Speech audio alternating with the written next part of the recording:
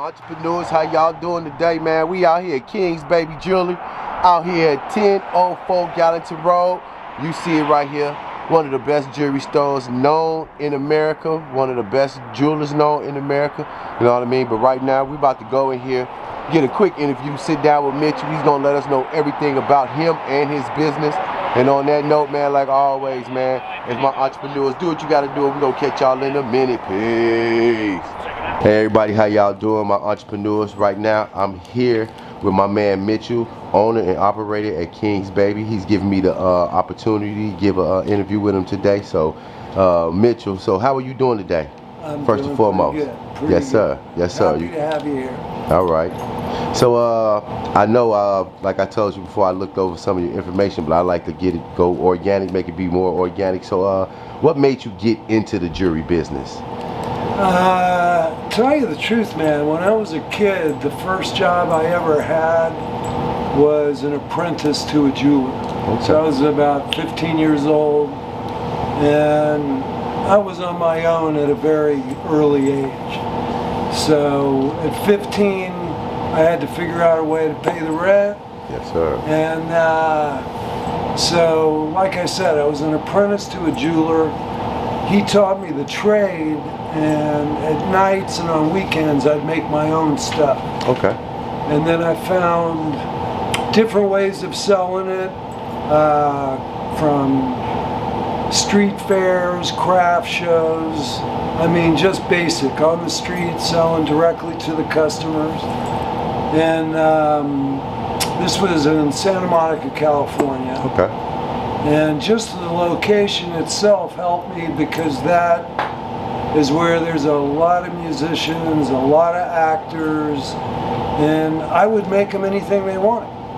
So they had a lot of custom requests, and I had a lot of high-profile customers, really from the get-go. Okay, okay. So a lot of rock bands, a lot of actors, and then it became a word of mouth. You know, I was the go-to guy to make something custom. Okay. And that worked out for me. And things grew from there, man. I mean, I really didn't set out to, you know, create a jewelry company. Okay. It kind of, you said organic, this thing totally happened organically. Yes, sir.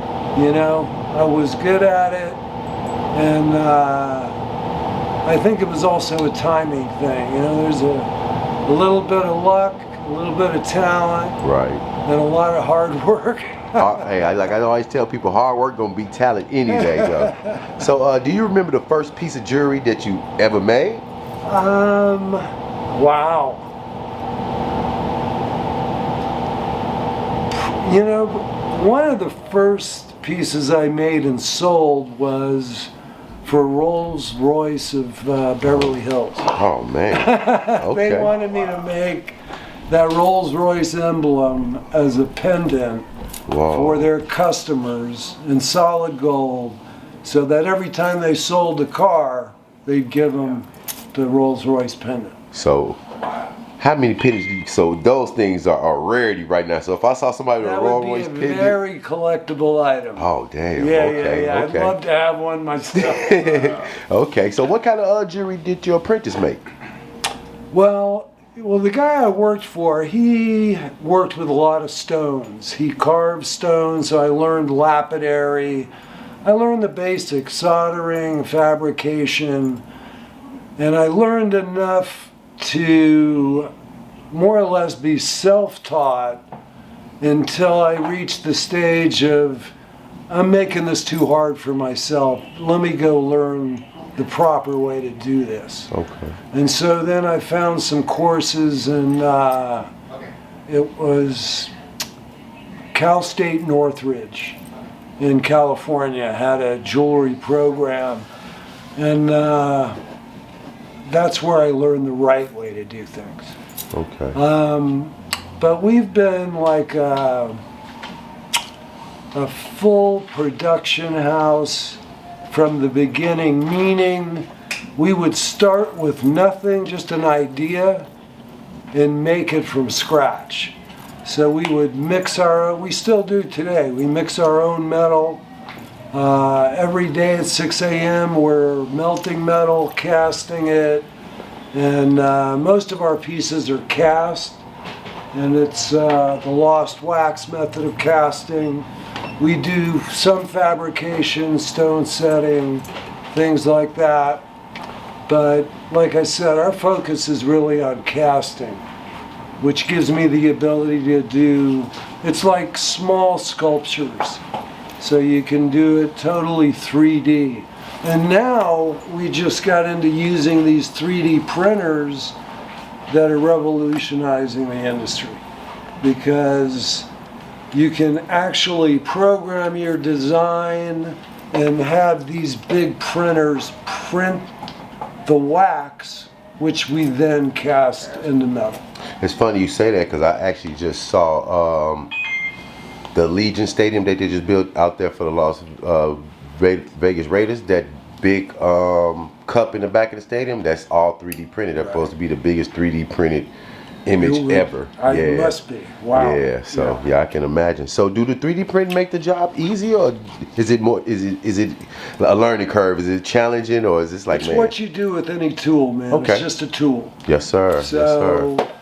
You know, if you're good at, you know, you got to learn how to use the tool, and then you got to master the tool, and all that takes time, man. It's that 10,000 hour kind of rule, you know. Sir. Yes, sir. So there's just, I haven't found a way to get around that, man. You just got to put in the hours. Yes, sir. I totally understand that. I learned how to use the printer, but I got a great team, man. I got a very, very loyal crew that's been with me. So I've got a guy that heads my casting facility. He knows the formula of my metal, how to melt it, what temperature, how fast, how slow. All these things matter when you're making jewelry. So it's the little things that add up to whatever you're making. Okay. And we're known for our quality and our craftsmanship. So like I said, everything is still handmade at the bench from start to finish. Start to finish, okay. You know, not a lot of companies in the U.S. do that anymore.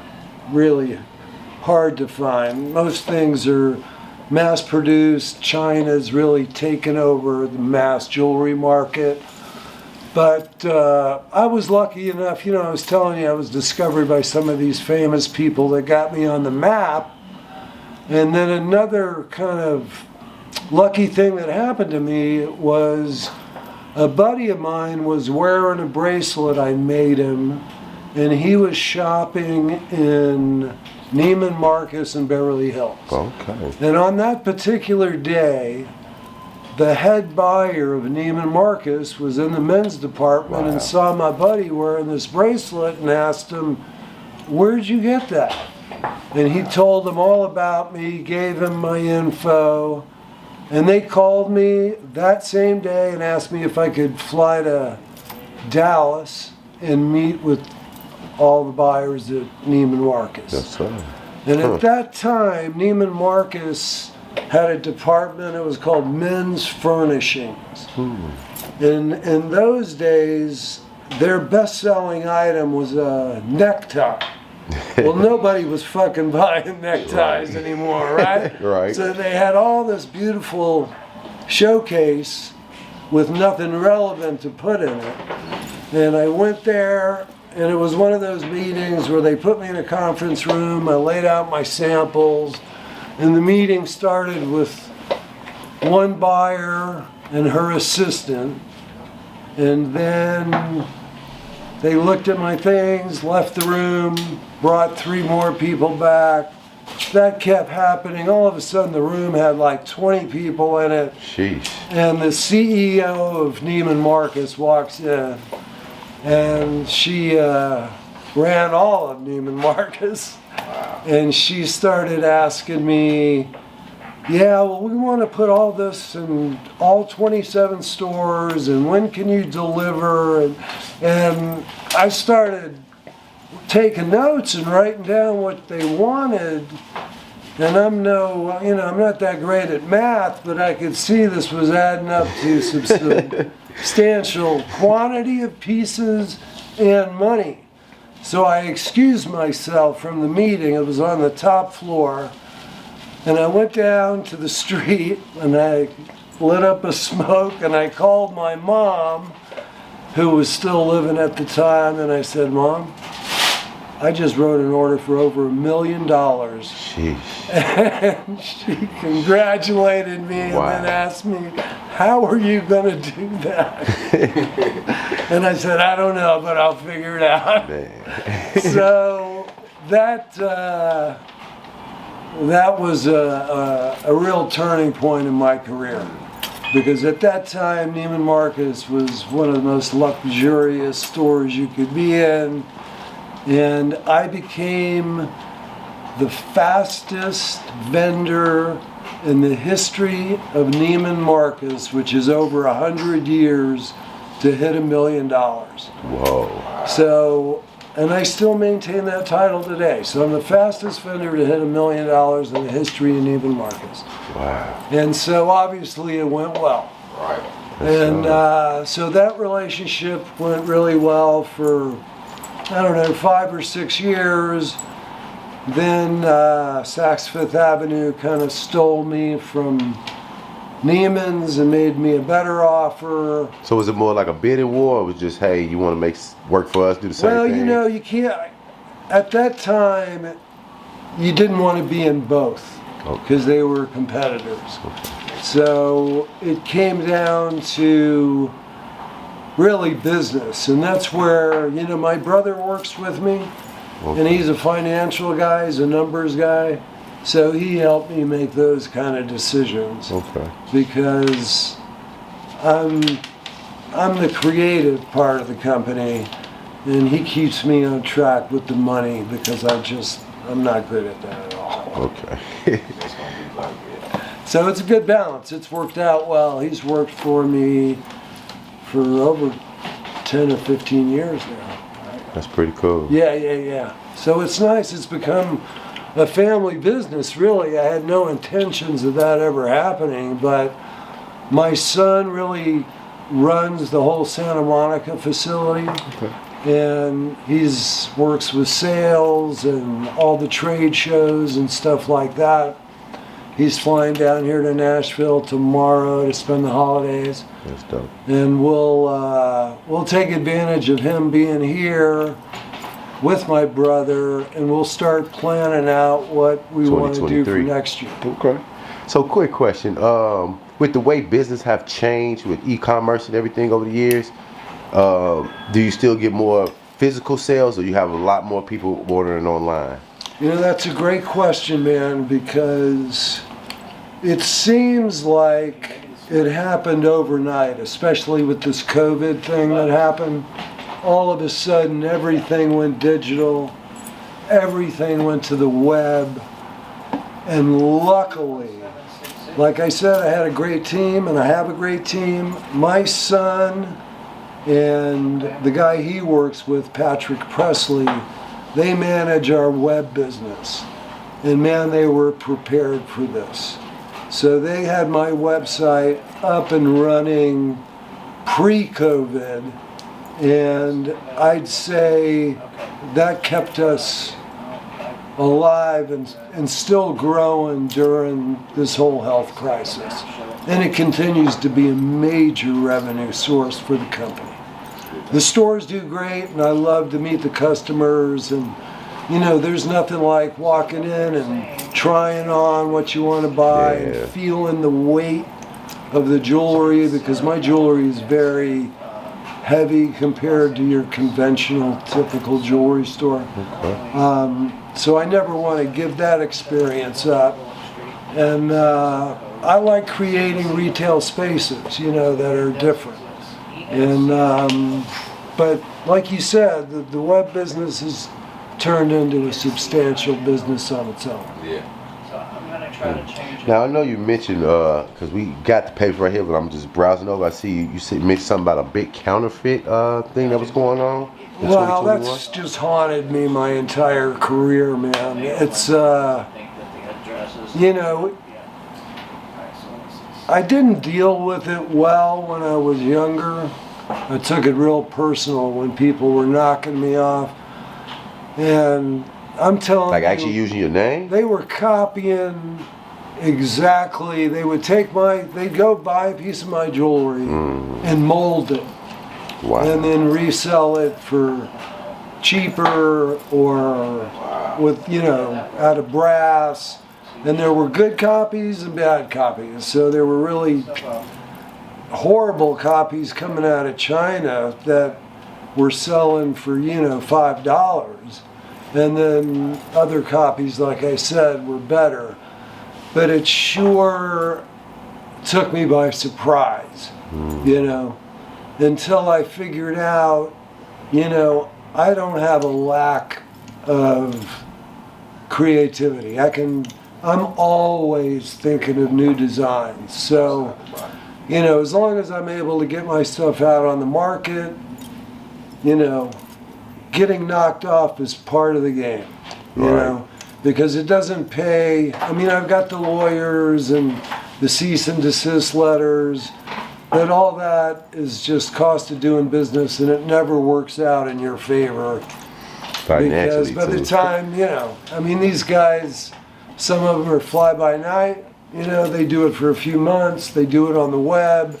You know, also, that's the other problem with the web, it's like the Wild West out there. You know, so anybody can do anything, you know, it's tough. But like I said, man, I just keep doing what I do, which is create jewelry, you know. I let my team worry about how to battle all that shit. So how many stores do you have around? We have, in the U.S., we've got Santa Monica, Nashville, Las Vegas. There's one in New Hope, Pennsylvania. New Hope, I'm going to cut you off. I didn't know New Hope, because I follow another detailer. He be putting all these existing qualities. I'm like, what's New Hope? But I know this is somewhere between D.C. and... Yeah, it's like a resort town. Okay. It's where people go for the weekend. It's, you know, Northeast. So if you live in New York or Boston and you want to get away for the weekend, you go to New Hope. It's like a So what made you open these stores in just a few places that you named? Was this somebody, like, once again, like a Neiman's Marcus came to you? Was it, or was it just something? They all happened, like I said, organically, man. I didn't go seeking them out. Like, the New Hope was originally a customer who had a store in New York and one in New Hope, and she had carried all kinds of jewelry. But when she started carrying my jewelry, it sold more than anything else, so she decided to make it a King Baby only store. And then we made a deal for her to open up the New Hope as a King Baby flagship store. And that's worked out well. She's been open almost 2 years now, and it's worked out good. So it's kind of like franchising off the name? Exactly. Oh, that's pretty cool. That's pretty cool. So, you know, I approve the design of the store, the layout. We still build all the display cases. And they just need to sell enough jewelry annually to keep the name. Okay, that's pretty cool. Okay. So I heard you say in the United States. So what other stores do you have outside the country? We have, right now, I think we have 12 stores open in China. We originally had 27 stores in China until COVID hit, which shut all of them down. And then they're slowly reopening as they're getting a handle on that. And that happened by a guy seeing my jewelry, following me for a while. He flew out to California from, I think he's from Beijing. And we made an exclusive deal for him to handle China. He had to, again, open up X amount of stores and do X amount of dollars to maintain the exclusive rights for China. And that's worked out well also. Okay. So no stores in Australia, Europe, anything like that yet? Not yet, you know. Look like your jewelry are popping out there in the outback. I tell you where I'd love to have a store is I'd love to open a store in Paris. Ooh, I really would, man. I can imagine just the eccentric, something different. Because I saw people, some of the jewelry they wear just seem like your typical like costume jewelry. It's well, like, I tell you, Paris is just kind of the heart of fashion. So anything new in fashion, usually, if it doesn't start there, it's shown there. okay. So it's kind of a place that someday I'd love to have a place there. All right. But also, I'm getting old, man. I don't know how much longer I can keep doing this. I'm still just one guy, right? I can totally understand that. You're wiser in age. So I know you mentioned your son running the business. Have you actually gotten to making jewelry? He's just not creative in that way at all. Okay. So he's a very analytical, really smart guy. Okay. Which serves me well. Again, it's about the team. And, my brother with the finances, my son with the analytics and planning. We're much more methodical and we actually have a plan instead of just things happening accidentally. Okay. Good or bad. All right. Where can everybody reach you besides the website? Do any social media platforms, anything like that? Yeah, well, the best place to find us is kingbaby.com, okay, which is our website. We're also on Instagram and Facebook and those kind of social media outlets. But like I said, kingbaby.com, you can reach out. There's a contact info. If you need to get a hold of me, just put it to my attention and we'll get to you. All right, so if anybody looking for some custom pieces, that's the same way they can find you too, huh? Yeah, and I'm working mainly out of East Nashville, so we're getting this location is pretty new, so you can come down and see me here, or we also have a beautiful store on 12th Avenue South. 12th Avenue South. Well, Mitchell, I appreciate your time, and this is another look into an entrepreneur, and I wish you the best in all your future endeavors. Thank you so much, man. Thank you. Well, when they wanted something different, they found me. Okay. So I started making one-of-a-kind, crazy shit. They wanted big stuff to show up on stage. Okay. Can I see that wrist real quick? Yeah. And you right here in the melting pot.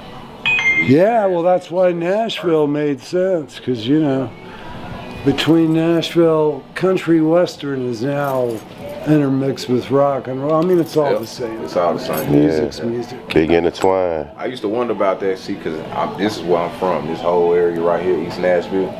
So it's crazy because Greenwood Avenue, that's where I'm born and bred. Really? Yep. Oh So it's God. funny to come over here to see this place, and I was telling him a few stories like what they used to be. No, it's But, crazy. yeah. Well, same thing happened in the Gulch. So I moved here 10 years ago, and people thought I was crazy because I opened that place in the Gulch, and there was a club right next to us, and every Friday night there was a shooting out. Right? Like as soon as the club closed, there was a shooting in the parking lot, man.